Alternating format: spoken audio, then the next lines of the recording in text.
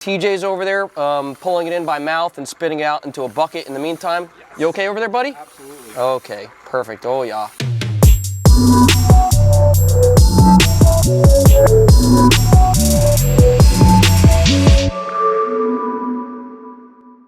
All right, Team Lethal fans, we're back next door at WBA Performance, moving along on the Whipple installation on our 2020 GT500. Today, we're going to be doing the fuel system from Lethal Performance and DivisionX, featuring components from Aeromotive. So what we're going to do right now is we're going to actually remove the factory fuel pump assembly from the car. I'm going to show you how to do that. Then we're going to move over to level sender from that unit over to the DivisionX triple pump fuel hat, as well as install the pumps on here. We're going to reinstall this fuel hat back into the car, and then we're going to run all the lines from the back to the front, get the regulator all set up, run it to the rails, and we're going to wrap it on up with some wiring. So follow me along. I'm going to show you how it's done.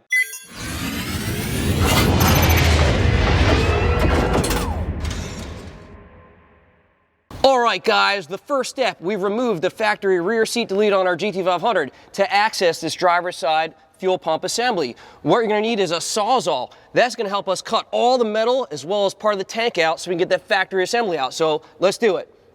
I'm just messing with you. You don't need a Sawzall. Actually, we just removed this rubber piece that covers up the factory assembly that's gonna give us access to that fuel pump assembly. And we're gonna remove the factory connector for electrical as well as the fuel line. And then we're gonna remove this ring using a hammer and a large screwdriver. Once that ring is off, we can pop the fuel pump assembly out. And then we've got to disconnect the line that attaches the passenger side tank to the driver's side tank. Then everything will come out smooth. All right, so TJ, give it a whack. Come on, buddy, whack it. Give it a whack. They actually do make a tool to make this easy, but we want to show you guys how to do it without the tool. Make it more difficult. You whack it, whack it. Nice. And there we go. All the fuel's flooding out. This is perfect. If I have a straw and I put it in your milkshake and went all the way over here, I drink your milkshake. I drink it all up, Eli. I drink it all up. I drink your milkshake. I drink it up. There will be blood. Excellent movie, by the way. So it's best to do this with very little or no fuel in the car. We do have a little bit of fuel in here, which is pretty much all on the driver's side. So we're using this big little straw thing to suck it on up. TJ's over there pulling it in by mouth and spitting it out into a bucket in the meantime. Yes. You okay over there, buddy? Absolutely. Okay, perfect. Oh, yeah. So we've got the ring removed now that gives us access to remove this factory fuel pump assembly. Keep in mind there's two things that keep this pump assembly pretty much in the tank and make it difficult to remove. The two of them are going to be crossover lines that go from this assembly to the passenger side assembly, and that's what draws fuel on the saddle tank setup from the passenger side to the driver's side. It uses fuel pressure on this side to create a siphon effect, pulling that fuel there, so the driver's side tank always has fuel in it. So let's lift this tank up over here, this assembly, and then we're going to separate those connections to remove this fuel hat completely from the tank. That all right? Yep. All right. All right there. All right. There you go. Right? I'm going to use this, pop this out, right? All right, that's the first one. Drop that back down in. All right, and now we're gonna be able to pull out that fuel pump assembly. You wanna be careful of the level sender because we're gonna be reusing this level sender. You don't wanna damage it on the way out. The other piece is gonna be this crossover line on the bottom of this fuel hat assembly. So again, it's just take your time on this, guys.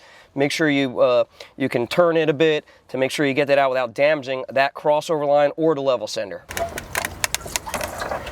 Pour that fuel back in there that's sitting in the bucket. Probs, you got a light? There we go, dump that back in.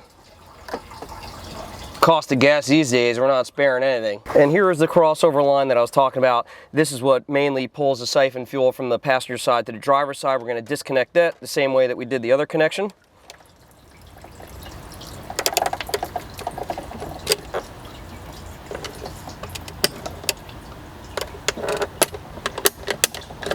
Okay, pop it off. There you go, look at that. All right, let's dump the rest of the fuel out.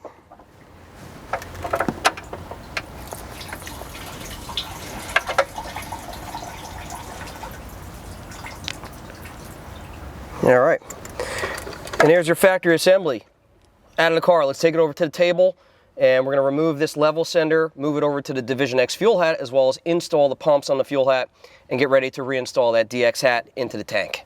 All right, we've got the factory fuel pump assembly out of the car. It's on the table sitting right here. The only thing we have to do is swap over that factory level center to the DivisionX fuel hat. That's gonna give you a proper fuel level reading, just like you had from factory. We're also gonna be installing these fuel pumps from Walbro into the fuel hat at the correct height so they don't bottom out or they're not too high where they're starved.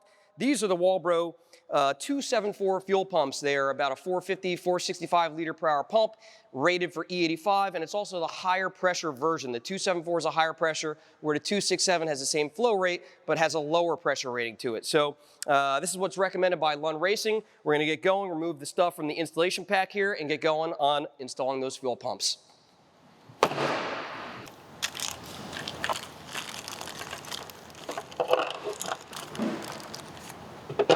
O-rings.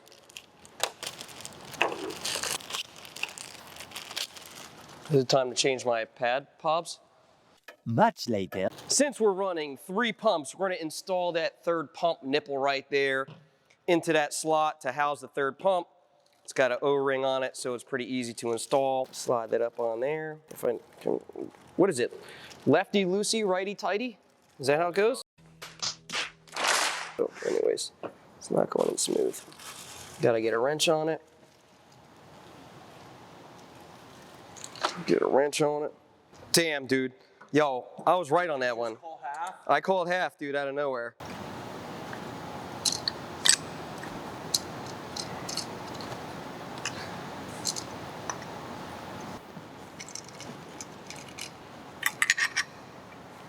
I think that's good.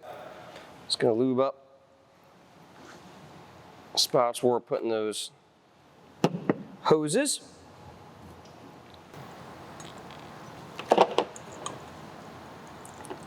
Install the hose like that. It's going on all 3 spots.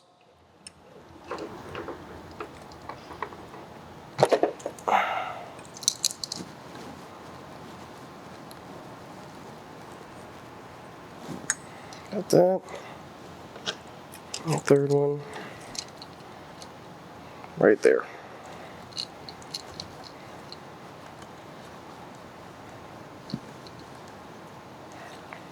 So we've got the hoses installed on the nipples here on the underside of the fuel hat. We're going to install these clamps. We're going to hold them into place just like this. Watch me struggle. There we go. And pump number 3 right there. And this is going to secure the hoses onto the fuel hat. I'm going to tighten these clamps up. Phillips head screwdriver. You don't need to overdo it. You don't really want to pinch or damage the hose, but you do want them snug. There is a nipple on the fitting, so it'll hold it into place good. But again, you don't want to go overdo it and damage the hose. Those are some pretty fingers you got there. Oh, dude, thank you. Yeah, that's... Should put my fingers in weird places. Nice and snug.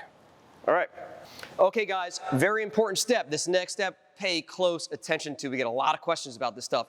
Installing the fuel pumps into the DivisionX hat at the proper height, so the pump does not bottom out at the bottom of the fuel tank, starving it for fuel, or the pump is not too high where it's going to starve it as well. So we're going to install the pump connector first without any O-rings in the bottom of the basket here, and get the proper measurement from the bottom of the basket to the top of the bell portion right here. Our measurement that we go off of is 0.6695, just below 0.67 of an inch. So we'll measure this out right here. Okay, so we've got that set up, 0.6690. That's the proper height of the pump where to sit. As you can see, the fuel hose that we installed on the bottom of the fuel hat here extends too long to where you couldn't slide it down. The pump wouldn't be able to slide up into the hose all the way. So we're gonna mark the hose that we installed on the bottom here to cut it just about to this mark right here so that we can slide it in. It's gonna fit perfect, and put the clamp on it. Remember to put the clamp onto the hose first before installing the pump. So let's trim that hose up to the correct height install the pump, and tighten it up. I do like to lubricate them so it's easy to slide the fuel pump in. If you don't use lubrication, it'll be very difficult pushing that pump up into the hose. It does require some force. So we're gonna install these O-rings now. We're gonna use a little lube. TJ, lube, please. Lube. Doctor. Doctor. Okay, got one. Each pump requires 2 O-rings. Got that. Gonna lube it. Oh yeah, sprinkle it with some lube. Lube it, lube it. Oh yeah. Can never have enough lube, right? Never. No, all right. Now we're gonna install this connector first into the fuel hat. This is the fun part. And we'll get it to that correct height, which is pretty much. Look at that. Why gotta be so little? So check that measurement. Make sure we're at the correct height. Ooh, we gotta come down a bit. Yep, you gotta pull it out a bit. Pull it out. Push it in, pull it out. Just a tad more. It's pretty damn good, man. I think that's pretty damn close.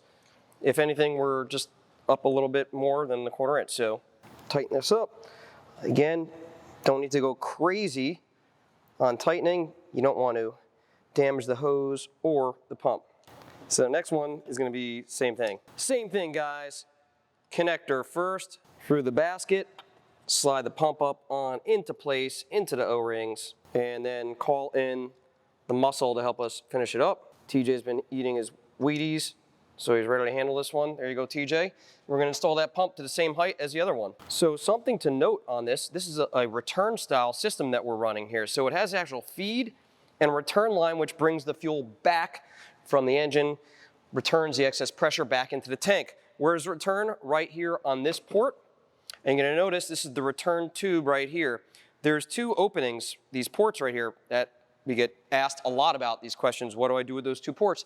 They're the return ports that actually let that fuel go back into the fuel tank once it's returned. So these ports, we keep open. Do not plug them, or else you're gonna have problems. Like this, right there. Connector first, slide it on in. Cool. TJ, do your work. Muscle man, nice. I'm gonna note as well that this is where the line for your passenger side siphon hose goes to. So when you put this hose clamp on this pump right here, you wanna make sure that the actual nut portion of it or screw portion of it is away from it. You don't want any interference. This is kind of difficult putting that hose from that passenger side back onto the fuel tank. So the more room you have to work with, the better. You don't want any interference with that clamp. Just make sure you turn it away from that connection point. We've got all 3 pumps assembled in the DivisionX fuel hat. Now we're gonna go over to the factory assembly. We're gonna remove the level center from it, install some spade clamps onto the wiring, slide that level center onto the DivisionX hat, make the connections, and then we'll be ready to go. So we're gonna clip these 2 purple wires. Those are for the level center. Good to go. Slide it out, slides in, slides out, slides in. Now we're gonna slide it out for the last time. There we go. Let's install those spade connectors that we've got right here. Install the last of the pre-filters here. There's a post. You gotta kind of push it onto, you feel it pop on there. Here's a 3rd one. Get that sucker in there. On to installing the factory level center. Very easy, guys. Slide it up in here. And you can hear it click. Now it's locked into place. It's not coming out. We're gonna connect all the wiring now. Connectors to the pumps, connectors for the level center, and the fuel hat will be ready to drop in. So when installing the level center wires, you'll see there's 2 purple wires coming in from the factory level center. We've got 2 yellow wires on the fuel hat. They don't have to go any certain way, you just connect them. They are done by resistance, ohms, not polarity. Both clipped into place, and then we can scoot these kind of out of the way under here. Now let's install the connectors from the pump onto the connectors from the underside of the hat. Very simple, plug and play, clip into place, grab another one, bring that one under here. Then we're gonna zip tie them together, make them nice and neat so that our install goes smooth when dropping this back into the fuel tank. Everything is assembled on our DivisionX fuel hat. We're gonna go put it back in the tank, which is the fun part. So you're gonna watch me struggle even worse than I did before. Come and follow me. The fun part, guys, is reinstalling this hat into the tank, but connecting that siphon hose from that passenger side to the driver's side back on this fuel hat. Now you notice here how it's configured on the factory fuel hat. the fitting for the siphon, it actually aims out almost towards the other side. So that's the way this fitting on that hose is aimed. We're gonna grab a hold of the hose, hold it firmly, and twist the connector a little bit that way so that it's aiming more upwards, making it easier to install this fitting on the underside of the hat right there. You do have to make sure that it's on snug, fully pressed in, and this clip is secure. The problem is, if you don't do that, this hose is going to come off, and then you're going to basically use up all the fuel on the driver's side once this falls off or disconnects or anything like that. And you're going to run out of fuel. It's going to say you still have a half a tank of fuel because there's a lever sender on the passenger side still reading the fuel level over there, which is full because it is not drawing fuel from that side once this hose is disconnected. So there you go. There you go. This is the fun part. Let's do this. I'm going to drop that level center side in first. Okay. Twist it enough to where I have room to work with this hose. And get on it to where I can actually get it onto this connector. See, I told you it's going to be fun. It's not going to be fun. This isn't fun, but it's all part of horsepower and going fast. Okay, come on. You got to get it on straight as well. It's an OEM style connection, and as you can see, I'm struggling with it. All right, cut, take 10. It's on. We got it. It's on. Look at that. I hope so. I'm going to close this up. I hope so. That means it's locked into place. Nice and secure, guys. Now I can finish dropping that fuel hat in, making sure that the hat sits flush. Yep, you got it. You did it. Yeah! All right, so it's got to go even further now. Yeah. That thing's on there. Yeah, it ain't going anywhere. So after struggling with that, making sure that the ring is in place and it connects to all the pieces on the tank to secure this fuel hat, we finally got it. Yeah! We got it. Fuel hat installed. Let's move on to the lines. Run some lines, filter, all to the front, and then we'll get rolling on the wiring.